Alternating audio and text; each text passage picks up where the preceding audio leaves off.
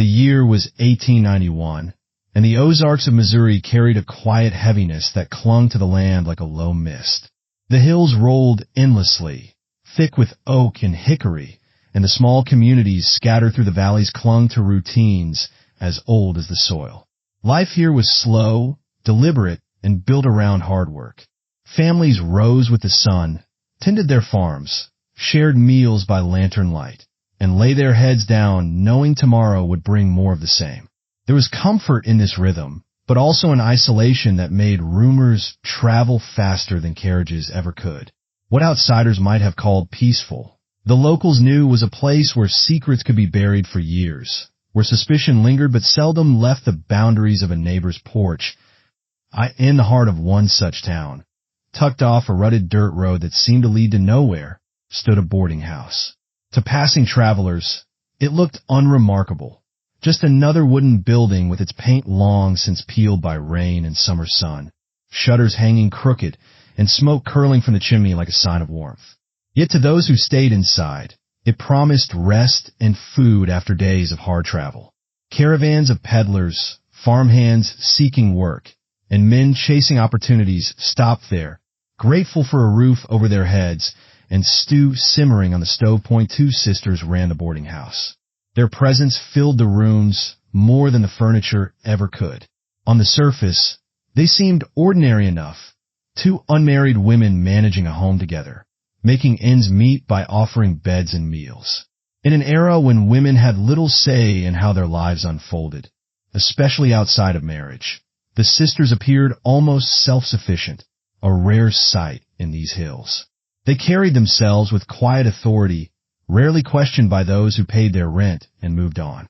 Their faces showed signs of age, marked by both resilience and restraint. They were not old, yet their expressions carried a sternness that suggested they had long since outgrown the softness of youth. The community. The sisters represented a mix of necessity and mystery. Men respected them because their house offered food when bellies were empty, and women eyed them with a mix of suspicion and admiration. They dressed modestly, but there was an air about them that unsettled some, a watchfulness in their eyes, as if they measured every person who crossed their threshold. No one knew the full story of where they had come from, though whispers drifted through town like smoke through rafters. Some said they had fled hardship, others claimed they came from money but were cast out, and a few even insisted they carried the stain of a family curse. None of it was ever confirmed, and the sisters did little to clarify the truth. At first glance, life within the boarding house seemed simple. Guests came and went, coins exchanged hands, and bowls of thick stew were ladled out each evening. The rooms were sparse but clean, the beds neatly made, and the hearth always lit to keep the shadows at bay. Yet beneath the surface, there was something else, something unspoken. Guests often spoke of the way the sisters would watch them eat, their eyes following every bite, their lips curling at the corners as though satisfaction came not from the food itself, but from seeing others take it in. More than one traveler admitted later that they left with an unease they could not explain, as though they had been weighed on invisible scales while under that roof. The town itself, like many in the Ozarks during that time, lived in a fragile balance between survival and suspicion. People minded their own business, but kept their ears open. Arguments over land, debts unpaid, or wandering livestock could flare into lifelong grudges. And yet, when the boarding house sisters appeared in the market, their baskets filled with onions, potatoes, or cuts of meat, no one asked questions too directly. A polite nod or stiff smile was the most they received, and in turn, they offered little warmth back. The sisters were not cruel in public, but they were not kind either. They lived in a space just beyond reach, close enough to be needed, far enough to remain untouchable. Still, for all the unease, life seemed to go on without disruption. Travelers filled the house, meals were served, and money was earned.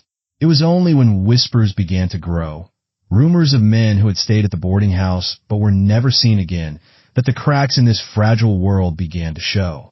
Some chalked it up to the rough nature of the roads, the dangers of travel, or men simply choosing not to return. Others noticed the timing, the patterns, the way. These disappearances seemed tied to those who stopped at the sisters' door. The air grew heavier with suspicion, though no one dared voice it too loudly.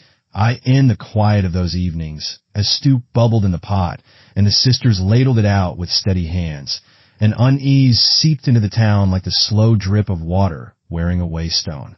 No one could yet see the full shape of what lay beneath, but the hints were there, in the way the sisters never seemed to want for supplies, in the way their eyes flickered when questions were asked, in the strange feeling that stepping into their house meant stepping into a place where the rules of ordinary life no longer applied. That it was in this uneasy setting, where routine brushed shoulders with dread, that the story of the Boardinghouse sisters began to unravel.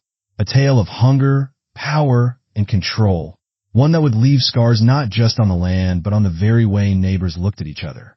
And though no one knew it yet, the house that once promised shelter would soon be remembered for something darker, something that would make its way into every whispered retelling. The stew, the strange taste, and the horror of what it was made from. By the autumn of 1891, the boarding house had taken on a presence that was difficult to ignore. The wooden frame, worn down by years of wind and rain, stood like a sentinel over the dirt road. Its windows looked out across the hills with a stillness that unnerved travelers, as though the house itself was listening. What seemed ordinary on the surface now carried an undercurrent of tension, and people who passed through town often remarked on the strange aura of the place long before they ever stepped inside. The sisters ran their household with an efficiency that bordered on severity. Guests who stayed under their roof quickly learned that meals were served at exact times, that beds were to be kept neat, and that noise after dark was unwelcome. For most, the rules were easy enough to follow, but beneath them lay something harder to name. It was not only structure, it was control. The sisters watched everything. How quickly a guest finished their food, how often they left their room, even what kind of dreams they mumbled about in their sleep. The travelers often felt they were being studied more than cared for. It was during this time that tension began to stir not only between the sisters and their guests, but between the women themselves. On the surface, they appeared united, two halves of a whole, moving together in rhythm. But cracks had begun to show. One sister, sharp-eyed and quick to speak, carried herself with a confidence that could turn cutting when challenged. The other, quieter and more deliberate, seemed to yield in public, yet harbored an inner restlessness that grew harder to suppress. Their differences did not always show, but those who stayed long enough under their roof could sense the shifting balance of power. Money, too, weighed heavily on a household. The boarding house did well enough, but never enough to silence worry. Supplies were costly, and why? The stream of travelers unpredictable. The sisters lived on the edge between profit and hunger. In private, arguments about how to stretch what they had became more frequent. The louder of the two argued for taking more from their guests, charging higher rates, and keeping a firmer hand on what came through the door. The quieter one, while nodding along, sometimes questioned how far they should go. Yet even her doubts never left the walls of their home. The guests themselves were an ever-shifting cast of strangers, each bringing their own stories, weaknesses, and secrets into the house. There was the farmer down on his luck, who stayed longer than he could afford, his debts mounting until his presence became an irritation rather than a kindness. There were young men seeking work in the nearby hills, restless and careless with their words, who sometimes looked at the sisters with a mix of desire and disdain. There were peddlers carrying goods they could not sell, their tempers short, their patience thinner. Every man who crossed the threshold brought not only coin, but an opportunity for the sisters to measure him. What he was worth, what he would pay, and what he might not survive without .it was during these interactions that the true nature of the sisters began to show. One would smile warmly at a guest, offering a second helping of stew, while the other would watch from the doorway, her eyes narrowing, calculating. Guests often found themselves pulled between the two, caught in the silent tug of their competing wills. Some described feeling as though they were trapped between motherly care and cold judgment, unsure which face of the household was real. Over time, The rumors of missing travelers became harder to ignore. Men who had been seen entering the boarding house were not seen leaving. Their absence was explained away easily enough. Men often moved on, chasing work or fleeing debts. But those who knew them well began to wonder. A merchant who had shared a drink with one such traveler swore he would never have vanished without a word. A farmhand's mother cried to the preacher that her boy had promised to return, but never did. Whispers rose in the taverns and on church steps, though never loud enough to reach the ears of the law. The sisters, of course, heard these murmurs. They could see it in the way townsfolk shifted their eyes when passing them in the market, in the half-hearted greetings that once carried more warmth. And yet, the more suspicion grew, the more careful and cunning they became. They began choosing their guests more deliberately.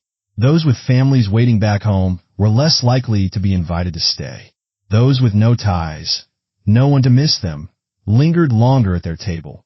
Inside the boarding house, the sisters' relationship grew more strained. The louder one grew bolder, more certain of her authority, while the quieter one seemed increasingly conflicted. She would watch the men who stayed, listen to their stories of wives and children, and her hand would tremble slightly when serving them stew. But she said nothing. Her silence became its own kind of complicity, and the stronger-willed sister used it to tighten her hold over the house. The deeper secret, however, lay not only in what was done to the men, but in what was done with them. The boarding house had always been known for its stew, thick, hearty, and filling, a comfort to those weary from travel. But in the shadows of the kitchen, where the fire burned low and the smell of iron lingered, that stew became something more sinister. Guests who tasted it often remarked on its richness, its strange but satisfying flavor. Some asked for seconds, wiping their bowls clean. They never realized what they had consumed, nor that their satisfaction was the sisters' darkest triumph. This act, this crossing of a line that could never be uncrossed, bound the sisters together in ways that neither could escape. The louder one wielded it as proof of their strength, their superiority over the men who wandered through their door. The quieter one, though shaken, seemed unable to turn away, her own sense of morality breaking down under the weight of survival and the strange power that came with their secret.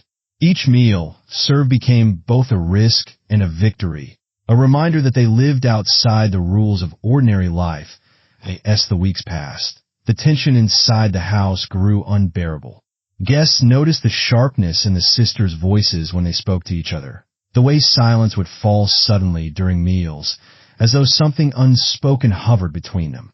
The younger travelers whispered among themselves, warning each other not to cross the women. Some left earlier than planned, their nerves frayed, their steps quickened as they walked away from the house. Others stayed, unaware of how close they were to never leaving at all. The town, too, began to change. Though no one had proof, fear settled like dust over the people.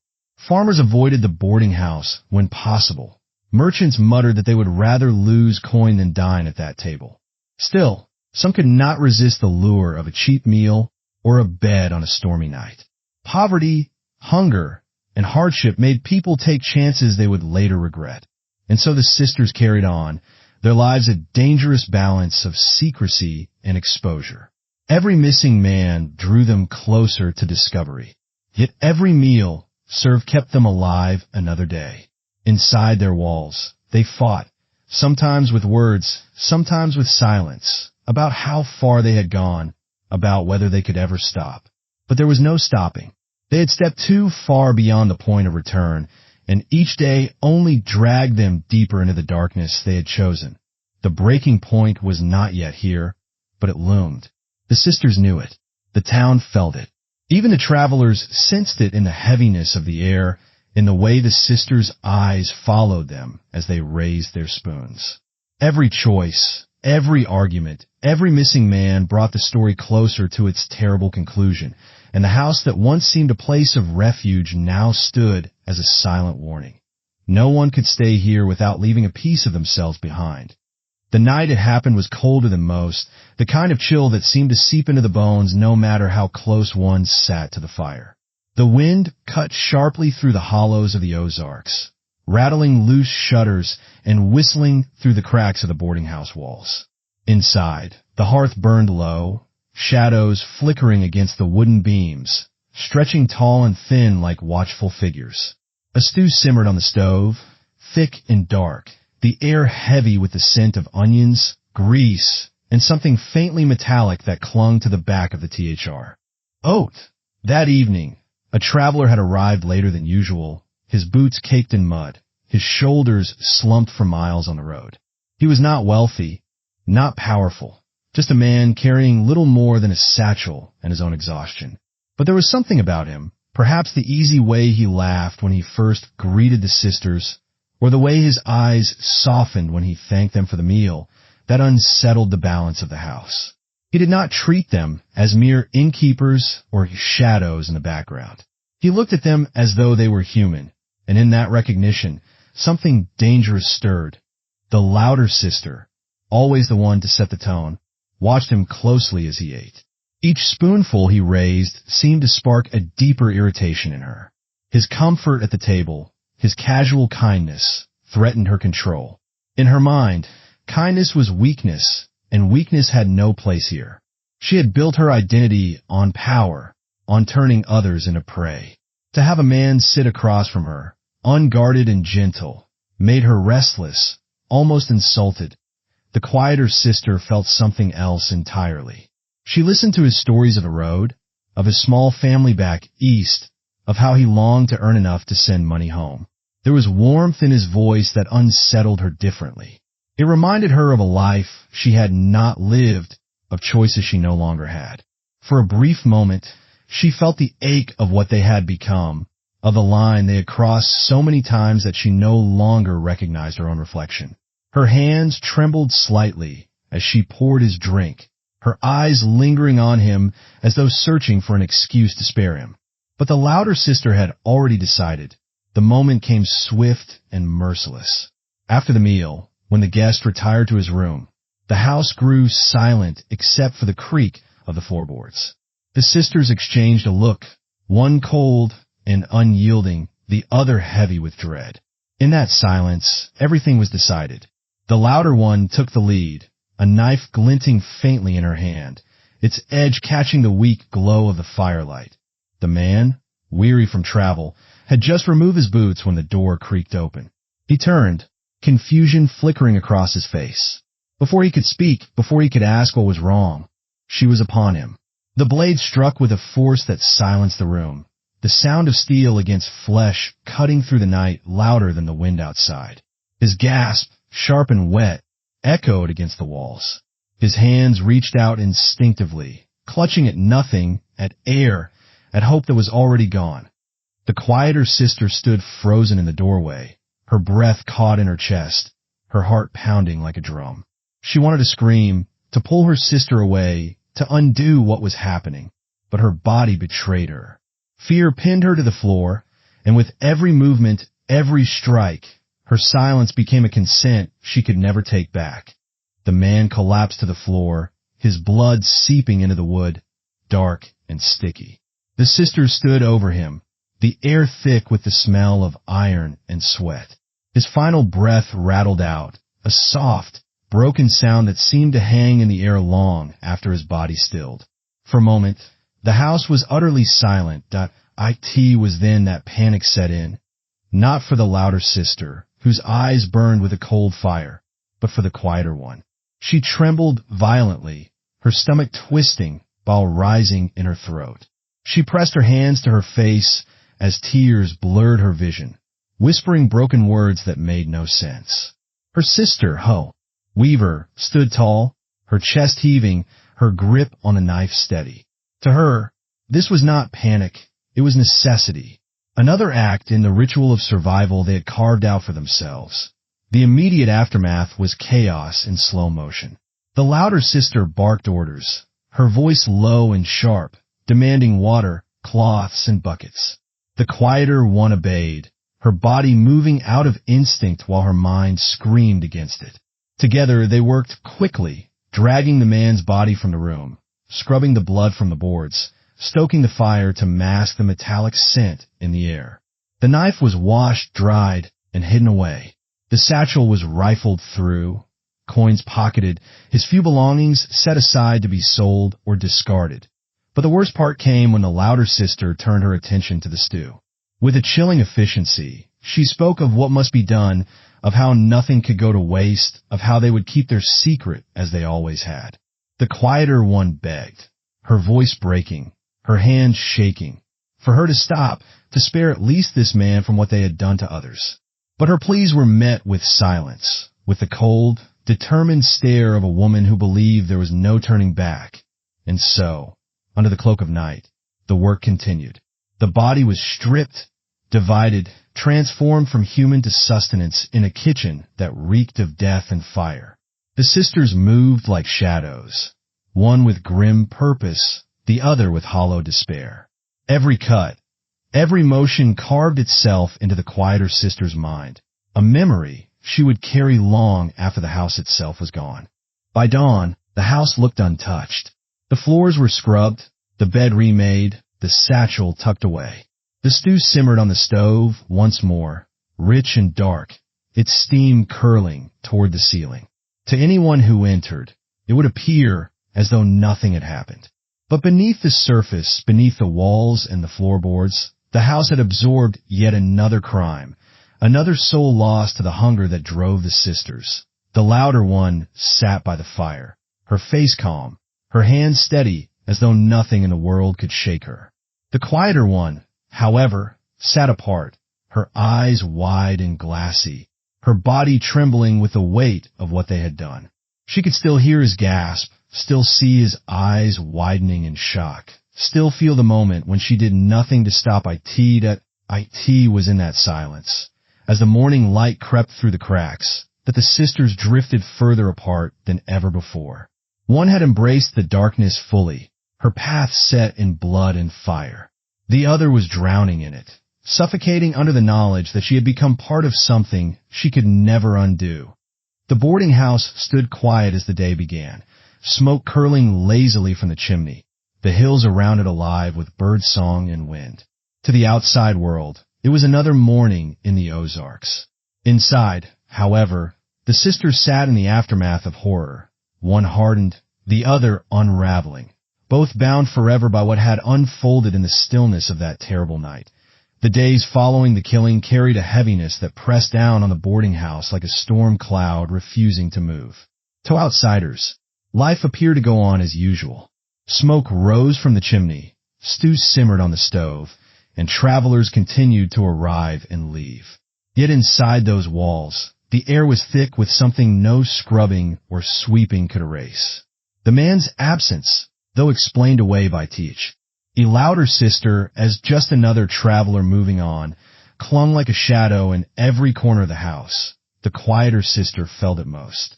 She could not rid herself of the sound of his final breath, nor the look in his eyes when he realized he would not leave the room alive. She moved through her daily tasks with mechanical precision, her hands steady, but her mind unraveling. Every bowl of stew she ladled out made her stomach turn, and every smile forced at the table felt like a betrayal. At night, when the house fell still, she lay awake, trembling, haunted by the weight of her silence. The louder sister, in contrast, carried herself with unnerving composure. She walked through the market with her head high, her voice sharp and confident, as though nothing had changed. If anything, she seemed more certain of herself, more convinced that what they had done was both necessary and inevitable. When her sister faltered, she silenced her with reminders. We have survived. We will continue to survive. Weakness will destroy us faster than any law. These words became a refrain, repeated until they began to sound like truth rather than an excuse.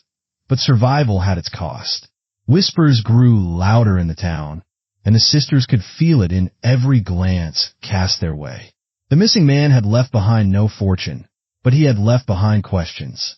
A friend he had traveled with days earlier stopped at the tavern, asking if anyone had seen him. The preacher's wife mentioned to others that it was strange he never wrote home as he promised. These conversations, small and scattered, began to weave together, forming a net of suspicion that stretched toward the boarding house. For the townspeople, the sisters had always existed on the edge of trust. They provided shelter and food, but they gave little warmth in return. Now, with men vanishing, the uneasy respect that once shielded them began to erode. Mothers whispered warnings to their sons, telling them to seek lodging elsewhere. Merchants tightened their greetings, offering goods but little conversation. What had once been tolerance hardened into mistrust, and mistrust in the Ozarks was as dangerous as a noose. The quieter sister noticed these changes with growing dread. She heard the way voices lowered when she walked through the market, saw the way people stepped aside on the road. It fed the guilt already consuming her, confirming what she knew in her heart. The truth could not stay buried forever. She became jumpy, her hands shaking when a guest knocked at the door, her voice faltering when asked simple questions. Her sister noticed, of course, and their private arguments grew sharper. The louder one accused her of weakness, of betrayal, of forgetting what they had built together. The quieter one broke into tears, pleading for them to stop, to leave, to start again elsewhere. But there was no leaving. Their house had become their prison, and their secret the lock on its door. The psychological toll deepened as the nights grew longer. The quieter sister began to hear things in the silence. Footsteps on the stairs, the echo of a man's gasp in the dark. Sometimes she swore she saw him sitting at the table, his hands folded, his eyes fixed on her, waiting for her to confess. She stopped eating the stew, unable to swallow even a spoonful without choking. Her body grew thin, her cheeks hollow, her eyes wide with sleeplessness. She lived in fear not just of the townspeople, but of her own reflection, which now seemed like that of a stranger. The louder sister, though outwardly composed, was not untouched. At night, when her sister wept, she sat awake by the fire, her jaw clenched, her hands gripping the arms of her chair until her knuckles turned white. She told herself it was strength, that she was the protector of them both, that without her resolve, they would already be destroyed. Yet in the deepest hours of the night, doubt crept in. She thought of the man's eyes, the trust in his voice before it turned to fear, and something twisted inside her chest. She silenced it quickly, burying it beneath anger. But it was there all the same, a quiet reminder that even she was not free from the weight of what they had done as winter settled in. The tension between them reached breaking points. They argued louder, their voices carrying through the thin walls. Guests noticed. One peddler told others that he had been kept awake by the sisters shouting, words sharp enough to cut through sleep. Another muttered that he did not trust the food, that there was something off about its taste. These comments spread quickly, adding fuel to the already burning fire of suspicion in town. When word reached the family of the missing man, letters were sent and questions were raised. A cousin came to town, asking after him, pressing the townsfolk for answers. The sisters knew then that the world beyond their little valley had begun to turn its gaze toward them. No longer was their secret confined to whispers in the market or mutters in the tavern. It had taken root in letters, in voices that carried far beyond the hills. The louder sister clung harder to control, insisting they could withstand the storm. The quieter one grew more frantic, speaking of leaving in the night, of confessing, of doing anything to escape the torment inside her. But their paths were no longer the same. One had hardened herself against guilt, convinced that survival justified all. The other had been hollowed out, consumed by the weight of silence and shame. For the townspeople, the sisters' reputations shifted fully from mystery to menace. Where once they were tolerated, now they were feared. The boarding house became a place spoken of in hushed tones, a warning given to travelers passing through. Don't stay there. Find another bed, another meal. Better to sleep under the stars than under that roof. The crime had not yet been proven, but proof was no longer needed. In the eyes of the community, the sisters had already been tried and judged. The laughter that once echoed faintly from the boarding house windows had turned into silence, and that silence spoke louder than any confession. The aftermath was not just in the blood they had spilled but in the lives they had lost beyond the man's. Their ties to the town were severed, their place in society gone. They had carved a life out of survival, but in doing so, they had become exiles in the very land they called home. And still, the stew simmered. Still, travelers knocked on the door. Still, the sisters carried on, trapped in a fragile space between denial and collapse, knowing that every day brought them closer to discovery. The crime had been committed, but its echoes were only beginning to spread, touching everyone who knew them, everyone who dared to wonder what secrets boiled inside that pot on the stove. The end came not with a sudden storm, but with the slow, grinding weight of suspicion that had grown too heavy to ignore. The town had whispered for months, passing stories over market stalls and between pews at church, until the whispers grew into a collective certainty. Something was terribly wrong at the Boardinghouse. When a missing man's cousin pressed the sheriff to act, the law could no longer look the other way. A search was ordered, and with it, the fragile veil the sisters had clung to began to tear apart. The boardinghouse that once looked so ordinary revealed itself as something else entirely when the lawmen entered. Stains on the floorboards, carelessly scrubbed, caught the lantern light. The cellar, damp and cold, held traces that no one could explain. In the kitchen, the heavy stew pot simmered, filling the air with its familiar, unsettling smell. The sheriff, grim-faced, ordered the pot turned out, and what was found inside confirmed the worst fears that had lived only as rumor before.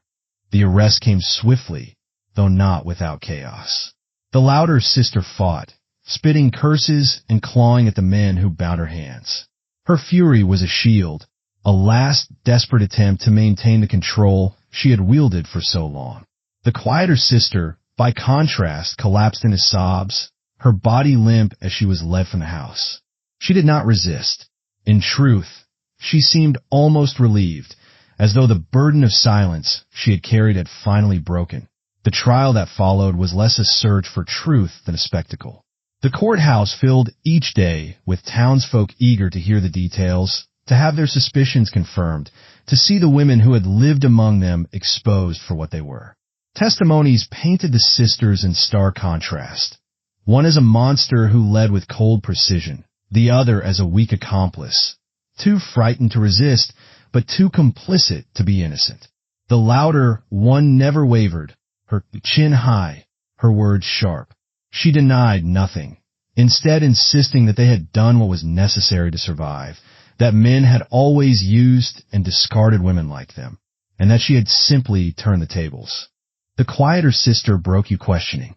Her voice trembled as she confessed, speaking of the nights she could not sleep, the faces she could not forget, the screams that haunted her. She begged forgiveness, though none was offered. The courtroom listened in silence, some horrified, some fascinated, as her words spilled out like the confession of a soul long trapped. In the end, the verdict was inevitable.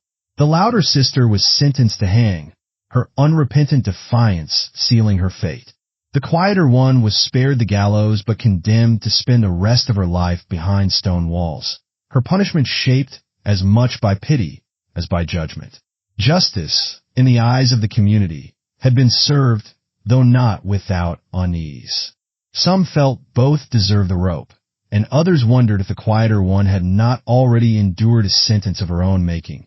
The aftermath rippled far beyond the sisters themselves.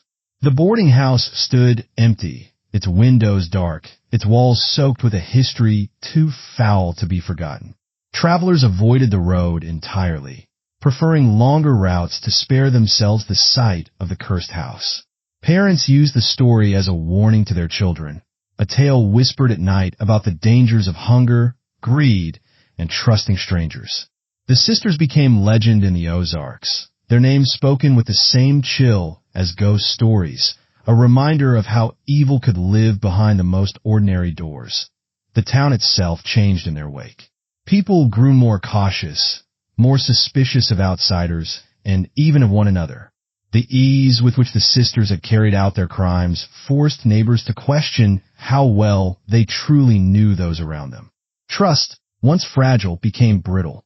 In time, the case faded into history, but the scars it left on the community endured. Looking back, the story of the Boardinghouse sisters is not only one of violence, but of deeper truths about survival, power, and the frailty of morality. The louder sister embodied defiance. Her refusal to bow to the rules of men twisted into cruelty and domination. She believed she had claimed power in a world that offered her none. Yet in the end, that power consumed her. The quieter one revealed the tragedy of silence, of complicity born from fear. Her failure to act, to resist, became its own kind of crime, showing how evil does not always roar. Sometimes it whispers, and we let it. Their story raises questions that linger beyond their time. What drives a person to cross the line between survival and savagery? How much is choice, and how much is the weight of circumstance pressing down until morality breaks? The sisters' lives were shaped by poverty, isolation, and the narrow expectations placed on women of their era. Yet none of these excuses erase the horror of what they did. They chose control over compassion, secrecy over truth, survival over humanity. And in doing so, they destroyed themselves and countless others. In the end, justice came not only through the gallows or the prison walls, but through the memory that outlived them.